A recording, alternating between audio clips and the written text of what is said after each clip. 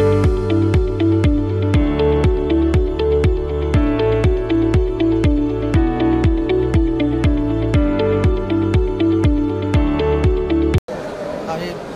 Engineer Shawkat Ali.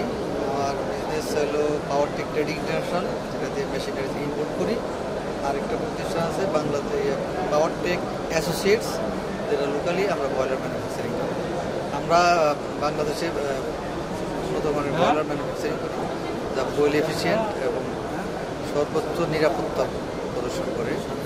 এবং আমাদের এই পর্যন্ত বাংলাদেশে প্রায় 500-র মতো বয়লার আমরা বিভিন্ন কোম্পানিতে সাপ্লাই করছি এবং ইনশাল্লাহ সহি সালামতে সবগুলি বয়লার ভালোভাবে চলছে।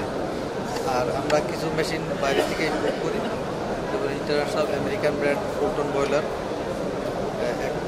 500 কেজি থেকে 25 টন পর্যন্ত ক্যাপাসিটি, যেটা বড় ইন্ডাস্ট্রির জন্য প্রযোজ্য।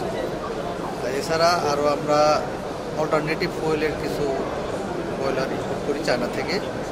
যেহেতু আমাদের বাংলাদেশের ন্যাচারাল গ্যাস অপ্রতুল, সেহেতু আমরা এটা অল্টারনেটিভ ফুয়েল কাঠ, কোল, তুষ, বায়োমাস প্যালেট দ্বারা চালিত হয়, যেটা জ্বালানি সাশ্রয়ী।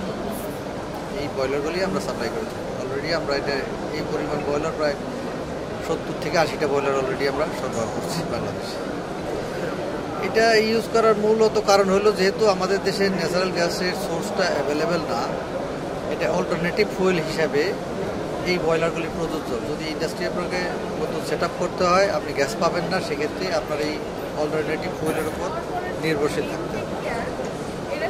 বাংলাদেশে তৈরি করা সম্ভব, কিন্তু আমাদের এত ছোটো মার্কেটের জন্য সাস্টেনেবল। সেক্ষেত্রে আমাদের দেশের সবচেয়ে বড় অসুবিধা হলো এর র মেটেরিয়াল আমাদের দেশে নাই। এই র মেটেরিয়াল ইম্পোর্ট করতে হয় এবং এর উচ্চ হারে কাস্টমস ট্যাক্স প্রয়োজন করে।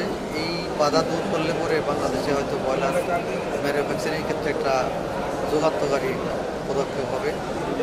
যেমন স্টিল প্লেট আমদানির ক্ষেত্রে প্রায় 60% ট্যাক্স দিতে হয়, এবং বয়লারের টিউব, যেটা অত্যন্ত জরুরি একটা অংশ, সেটা প্রায় 95% ট্যাক্স পে করা লাগে। এইটাই হলো আমাদের সবচেয়ে বড় একটা অসুবিধা।